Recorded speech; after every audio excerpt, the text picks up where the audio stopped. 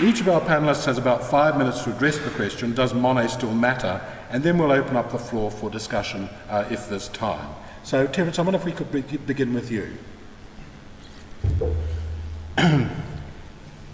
I've been very lucky because when we have an exhibition in our gallery in Sydney, and if I have any kind of responsibility for it, I sneak down a couple of times a day to make sure that all the lights are operational and that the crowding is not too much of a problem. But the upshot is that I get to look at the works several times a day over a long period, and I may have, as Jonathan said, I'm so over Monet, but by the time the exhibition ended, I was completely infatuated with Monet, and my good friend Virginia and I would kind of crawl around the exhibition together and just drink in these astonishingly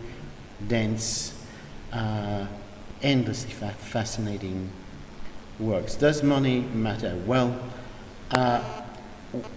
what was so impressive to me was the way people respond to Monet and what I would call the kind of presentness or the immediacy or the vividness or the effect of reality that people instinctively experience looking at these paintings. In fact, this is part of Monet's own artistry. Monet seeks an effect of what he calls instantaneity. He also has a way of using colour so that all of its energy is, so to speak, kind of detonated. He also has a way of projecting an image right forward and in fact implicitly off the surface of the canvas so that it seems to almost adhere to the retina of the viewer. There's something very retinal about that, and it's an effect which up until that point I think maybe you could find certain paintings by Turner which had something approximate to that, but I don't think really existed in the history of art before that. I think not. That sense of reality or that sense of immediacy or presentness or whatever, people respond to it in a remarkably direct way, and in some strange way that's served to keep Monet's images new and negotiable in a way that a lot of other art is much harder work, I would say. This doesn't mean that Monet is an easy painter. It doesn't mean that Monet is only an eye. I hate that expression. I love Cézanne, and I hate him having said a thing like that, because he, if anyone, would know that Monet wasn't simply an eye.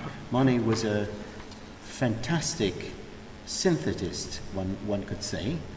Every little dab in a Monet painting links up with every other dab in a Monet painting.